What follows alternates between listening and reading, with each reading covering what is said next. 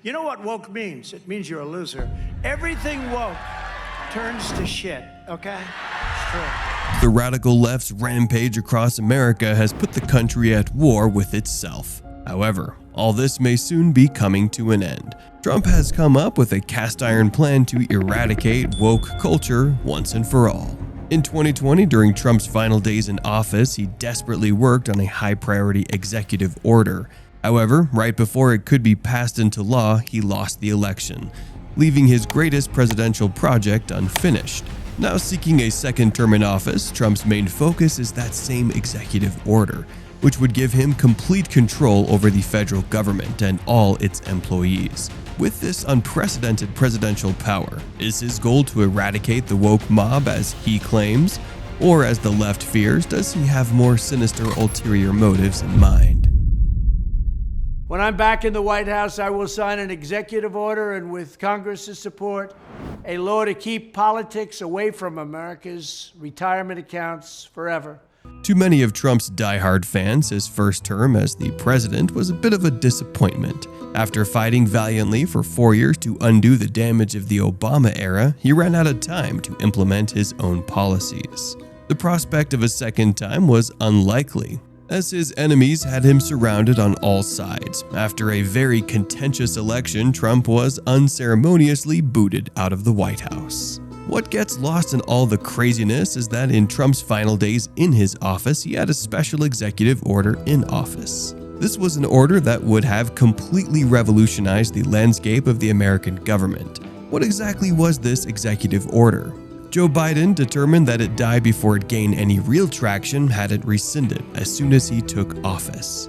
With Trump's promise to make America great again thwarted at the 11th hour, the radical left wasted little time in undoing all his hard work. Through what some claim to be a nefarious mixture of malice and ignorance, they have tried their hardest to scrub away all traces of Trump.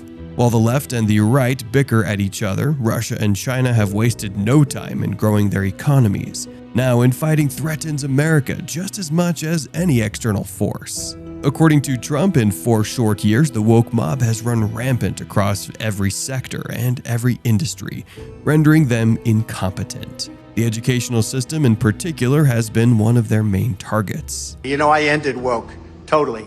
And then in their first week, they reestablished it. It's crazy. In the eyes of the right, Harvard, Columbia, Princeton, NYU, and Stanford were once bastions of America's educational and intellectual superiority. But thanks to silly DEI initiatives that have put incompetent individuals in positions of power, these universities are rotting to the ground. They claim that the rot doesn't stop at the administration. Thanks to affirmative action initiatives as well, many worthy students have been denied places at these universities, paving the way for less deserving individuals. If you look at our education, we pay more per pupil than any country in the world by 3 times. And yet we're at the bottom of the list. According to Trump, since these one mighty institutions have turned into shadows of their former selves, they are no longer able to generate the brilliant ideas that have kept America ahead of the world.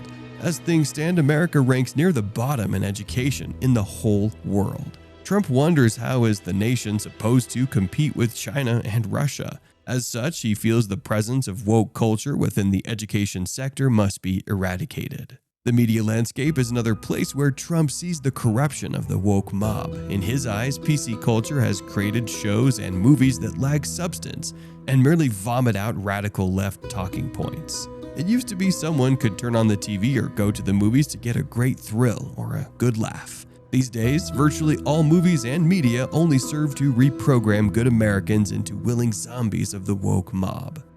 No, I think it's a terrible thing. I think what's happened with Disney and what Disney's doing, Walt Disney is looking down. What's he thinking? He's not happy, okay? Since Trump used to be a huge media personality before he became a politician, his opinion here does count for something, especially when it comes to multimedia giant Disney.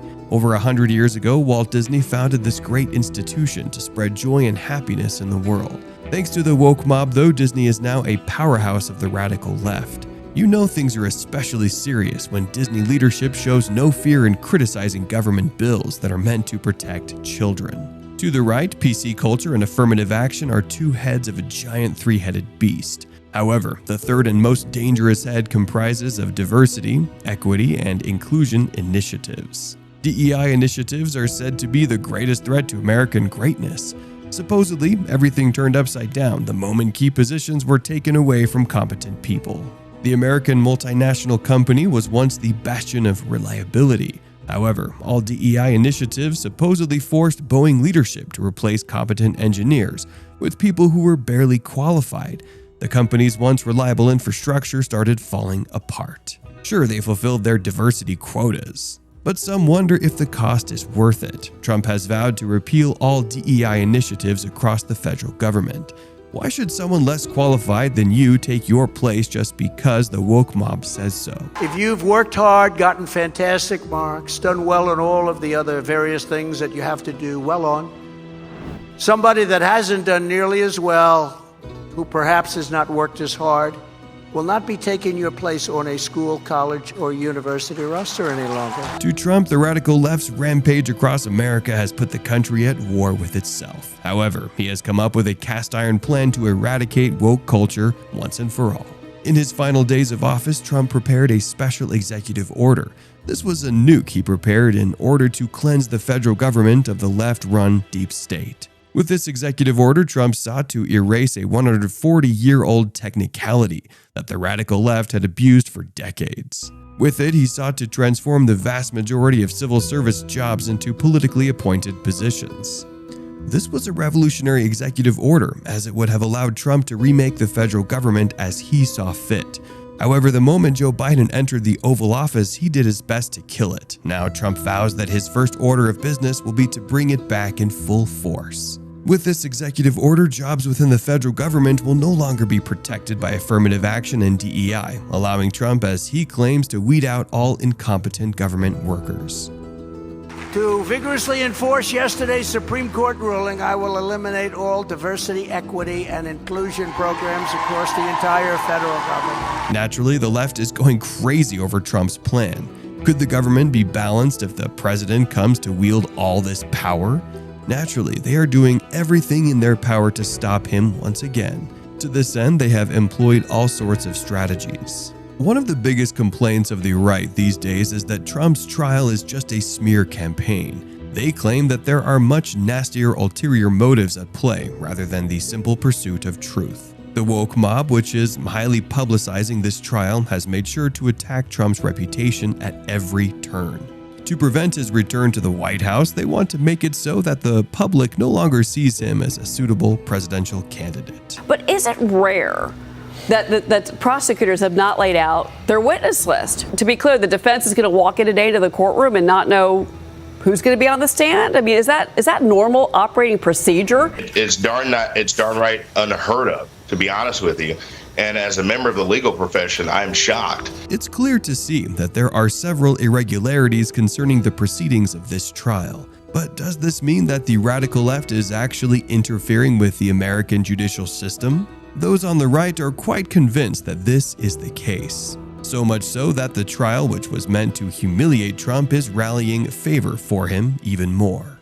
Legal proceedings aside, Trump is also being tried in the court of public opinion. Outlets like the Washington Post, the Associated Press, CNN, and even Forbes magazine have heavily criticized Trump's plan for the federal government. Even on X, Elon Musk's revamped free speech app, the criticism is relentless. No wonder he abandoned the platform in favor of his own social media website, Truth Social. These outlets, which Trump claims have been corrupted by woke culture, say that Trump's executive order will give him near-tyrannical power over the federal government. They seek to drive up fear and awareness of this change even before it's passed into law. Trump supporters claim that they merely want to make it so that incompetent government workers can no longer have incredible levels of job security. Is it such a bad thing to want the federal government to be populated by competent individuals? If you took the 10 worst presidents in the history of the United States and added them up, they would not have done near the destruction to our country as crooked Joe Biden and the Biden administration has done. There's one other major way the radical left is trying to get in the way of Trump's plans. They are making use of Biden's remaining time in the White House to legally complicate the realization of Trump's vision. Throughout Biden's 4 years in the Oval Office, he has signed all sorts of laws that make it easier for government workers to hold on to their positions. In fact, on April 4th, the federal government barred career civil servants from being reclassified into political appointees, in direct opposition to Trump's executive order. Of course, it won't be impossible for Trump to cut through all this red tape. However, it will make everything take a much longer time to happen. Considering the fact that he has to win the election first, he has his work cut out for him. This will be no easy feat, but determination has always been one of his key attributes. If Trump fulfills his dream of remaking the federal government in his image, he claims it will go a long way in destroying woke culture once and for all. Trump himself has admitted that he intends to wield this power aggressively. This means rogue government agents will no longer be protected by the system. And this, he says, is an important step towards making America great again. What do you think about Trump's plans for his second term? Do you think he will be much more successful in implementing his policies this time? The road ahead will be filled with obstacles. Will he really be able to overcome them? Trump is far from the only influential personality to take a stand against woke culture.